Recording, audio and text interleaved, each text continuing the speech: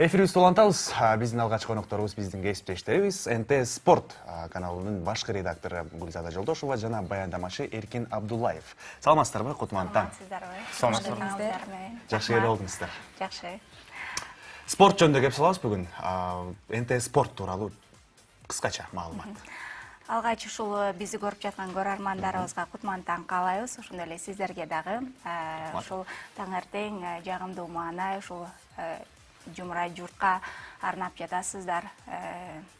Ошондой эле бизди ушул бүгүнкү студияңыздарга, куттуу студияңыздарга чакырып, көңүл бөлүп, жалпы ушул спортко көңүл бөлүп жатканыңыздарга терең ыраазычылык билдиребиз. Ал эми суроо боюнча спорт бул эми чымырлуу дене, ден соолук эң негизгиси. Ошол себептен биз ошол нерсеге көбүрөөк басым жасап, ошол НТС каналынын жетекчиси Жайнак Үсөн уулунун баягы демилгеси менен ушул канал ишке ашырылды десем жаңылышпасам керек. Эми жаш канал болгонубузга карабастан азастап ийгиликтерге жетип келе жатабыз. Эң сонун. НТС спортто кандай жаңылыктар болуп атат азыр? Эми жаңылыктар баягы спорттук иш-чаралардын эң эле маанилүүсү деген иш-чаралардын бири 23-чү кышкы Олимпиада оюндарын биз өткөрүп алдык. Жакшы деңгээлде десем жаңылышпасам керек. Бул Олимпиаданы биз ушул НТС Спорт каналынан, ошондой эле НТС каналынан дагы түз алып, ушул көрүүчүлөрүбүзгө тартуулап аттык. Ал тууралуу маалыматты Эркин байкемиз айтып окшойбуз, Албетте, биздин Олимпиада тууралуу. Кандай болду негизи Олимпиада? Олимпиада ушул тарыхта эң көп спортчулар катышкан Олимпиада болду. Жаңы өлкөлөрдөн келди. Жана спортчулардын саны жашоодо деле комментарий бергенде эле сүйлөйт турбайсызбы?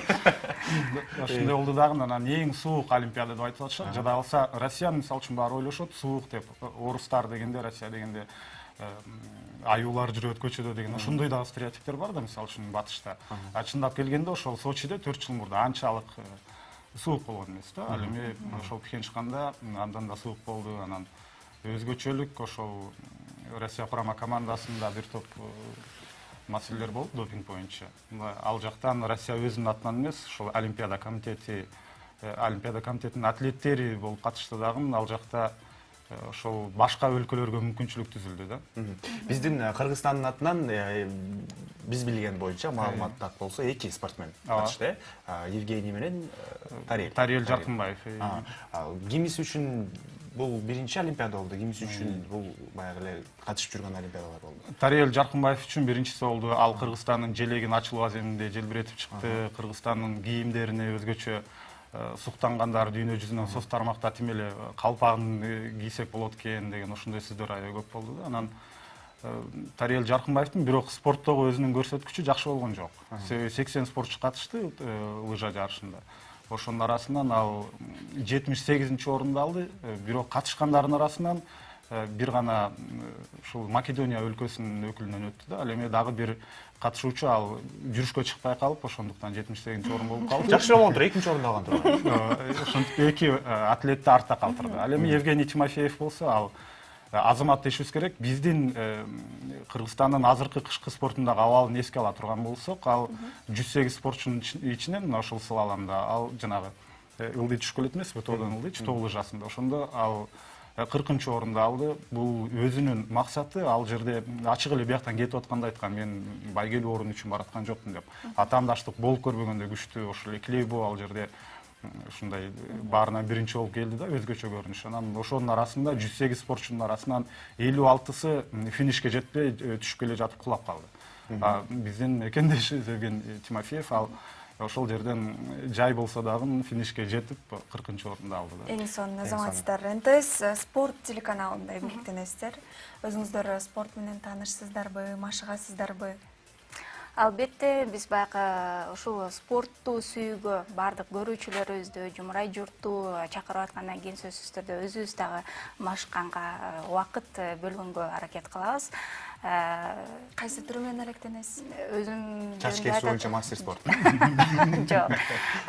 Өзүм тууралуу айта турган болсом, мурун ушул фитнеске барчымын, андан соң ошол бийлеп баягы болгон эмоцияларыңды сыртка чыгарып алуу үчүн бийге барып катышып жүрдүм. Эми азыркы учурда баягы жумуш абдан баягы көп болгондуктан, анан суук болгондуктан көбүрөөк баягы убакыт тартыш болуп калып атат, бирок күн жылыса, Кудай буйруса, таңертең туруп жүгүрүп баягы спорт менен машыгып баштайбыз. Мен футбол ойнойм.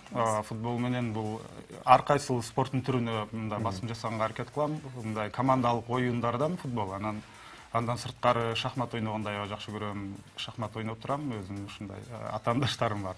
Бири-бирибиздин деңгээлибизди байкап турабыз, ким өсүп атат дегенде. Андан сырткары бильярд ойноп турам. Азыр мурда орус бильярдын ойноп жүрсөм, азыр көбүнчөсү снукерге өттүм. Бул ушундай дүйнөлүк деңгээлдеги бильярдтын түрү. Орус бильярды ушул орус тилдүү өлкөлөрдө гана эме болот да. Ойнолуп келсе, снукерди дүйнө жүзүндө ойнойт. Миллиарддаган өзүнүн көрүүчүлөрү бар, жана аябай кызыктуу. Мен акыркы 1 жылда ошол снукер ойноп калдым. Спорттун кайсы түрүн баяндаган сиздин жүрөгүңүзгө жакын? Бизге негизинен Кыргызстанда массалык түрдө футболго аябай күйөрмандар көп. Ошондуктан элге түшүнүктүү болгон спортту баяндаган оңой. Ошондуктан футбол бул биринчи орунда. Андан башка мага көкбөрү аябай жагат. Көкбөрүнү ушул 2016 жылы бүт сезонду баяндадым. Ошондо ар бир спорттун жанагы философиясын түшүнсөң, ошонун ичине сүңгүп кирсең, ошондо аябай жакшы болот да. Ошондуктан көкбөрү менин көңүлүм аябай жагат. Ансыз деле биз каныбызга сиңгенби, жашыбыздан жана ат менен ойноп дегендей ошол жагы бар. Андан сырткары ушул командалык оюндардан, мисалы үчүн футбол менен көкбөрү болсо, мындай снукерди баяндаган аябай жагат да. Бир ушундай учур болгон, биз орус бильярды бизде Кыргызстанда сүйүүчүлөр арасында шаардын биринчилиги болуп калды дагы. Ошондо бизде эми андай ар кандай учурлар болот да, жанагындай бул жакта стол турат, ашып кетсе бир 2,5 бир 2 метрдей бери оюнчуларга тоскоолдук кылбагандай жерге баяндамачы кылып отургузуп койду да. Мен сүйлөп атам, менин сөздөрүмдү алар угуп атат да тияктанчы. Мен варианттарды айтып атам, мындай жүрсө таш бияка түшөт, андан кийин урма таш бияка чыгат депчи. Ошентип атсам бирөөсү ойнойн деп башкасын атайын деп атып, менин сөзүмдү угуп калат да. Угуп туруп, ойлонуп туруп, кайра башкасын атып кетип атат да. Ошондой учурлар дагы болгон да. Бильярд дагы жагат. Билесизби, Гүлзат эже, бизге мисалы биздин таң шоу программасына алып баруучу болот элем деген деп өзүнүн резюмесин жөнөткөндөр аз эмес. Чындыгында бизге күнүгө андай каттар келип түшөт десек болот. Ал эми спорт баяндамачы болом, комментатор болом деген каалоочулар көппү? Биз НТ спорт каналына баягы эң мыкты, ошол эле учурда тажрыйбасы бар адистерди алганга туура келди. Баягы рейтингди көтөрүү максатында, ошол эле көрүүчүлөр өзгө сапаттуу көрсөтүүлөрдү даярдоо максатында ушундай тажрыйбалуу адистерди алганга туура келди. Ал эми албетте бар, ошондой сунуштар түшөт. Каалоочулар көппү? Каалоочулар бар, бирок биз азырынча аларды баягы жумуш менен камсыздай албайбыз. Негизи кандай инсандар комментатор боло алат да? Баягы сөз байлыгы көп кыргызча так сүйлөгөн киши сөз түрдө комментатор боло албайт да. Башка бир балким бир концепцияларды дагы эске алыш керек дегендей. Сөзсүз түрдө баягы спорт жаатында аябай информациясы, маалыматы аябай көп болуш керек, ал адамдын баягы базасы күчтүү болуш керек дегенде орусча айтканда. Бул боюнча еще Анан эмоционалдуу болуш керек. Кесиптешим дагы айтып толуктап өтсө болот. Спорт менен жашаган адам гана спорт комментатору боло алат. Бул жагы негизи силерге тандап алгандай эле да. Ошол сыяктуу биринчи кезекте дикция өзүнүн критерийлери бар. Ошол спортту жакшы түшүнүшү керек, кайсыл спорттун түрлөрүн жакшы билет. Ошол карап, андан сырткары бизде күйөрмандар аябай сабаттуу да, грамотный деген сөзүн. Ушунчалык сабаттуу дагы алар буга чейин орустардын баяндамаларын көрүп жүргөн дагы. Андыктан ушундай талап аябай күчтүү. Ошондуктан бизде жанагындай ошол орусча менен кыргызчаны биздин аудитория жакшы түшүнөт дагы, түздөн түз ошолорго салышты.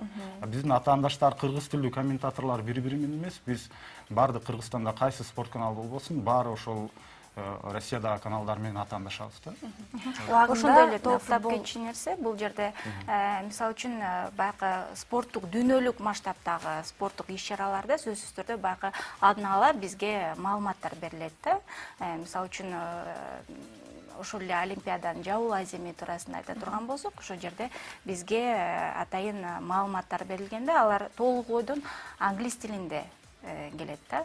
Ошол себептен комментаторлор бир гана ошол баягы дикциясына эмес, ошол спорт тууралуу маалыматы баягы көп болуу мүмкүнчүлүгүнөн тышкары дагы баягы англис тилин, башка тилде дагы жакшы өздөштүрүүсү зарыл. Эң son убагында футбол чемпионаты болуп атканда социалдык тармакта комментаторлорго болгон абдан көптөгөн негативдүү сын пикирлер жазылды кыргыз комментаторлоруна. Баарыбыз билет болуш керекпиз. Мына ушундай комментарийлерди окуганда сиз кандай ойдо болосуз? Бул туура нерсе да, негизи ошо көрөрмандардын талабы күчтүү деп атпаймынбы, чындыгында күчтүү. Кыргыз комментаторлорунун тажрыйбасы чындыгында аз болчу. Ошол мурда Кубан Атабеков деген болгон, ал жалгыз. Андан кийин азыр эми кичине көбөйүп, Кыргызстанда биз жалгыз спорт каналы эмеспиз, башкасы ачылып ошентип азыркы деңгээл ошол дүйнө чемпионаты, Европа чемпионатына салыштырмалуу азыркы учурда деңгээл бир топ өсүп калды. Биз дагы өсүшүбүз керек, бирок мен туура кабыл алам. Талап күчтүү экенин дайыма сезип турам да. Футболго комментарий бергенди жакшы көрөм деп калдыңыз да. НТ спортко качан футболду киргизесиздер? 2018-жылы баягы көрүүчүлөрүбүзгө сунуштай турган иш-чаралар арбын.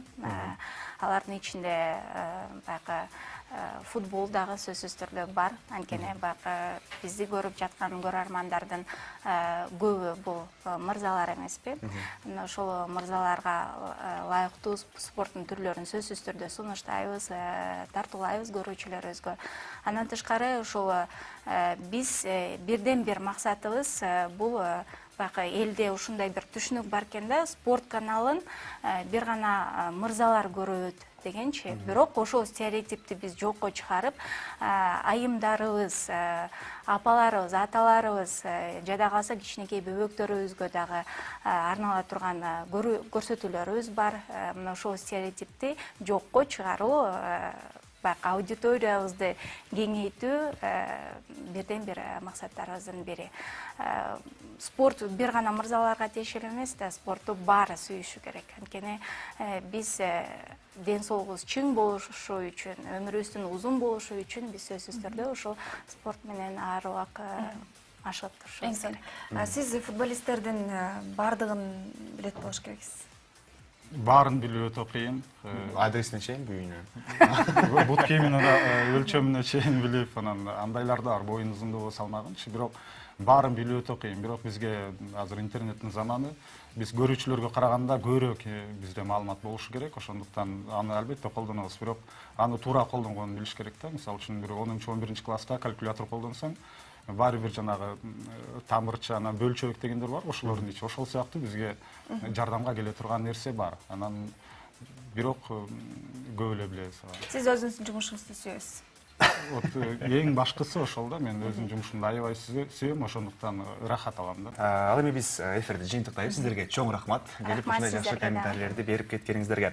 Бизде эфирде НТ Спорт телеканалынын башкы редактору Гүлзада Жолдошова жана баяндамачы Эркин Абдуллаев болду.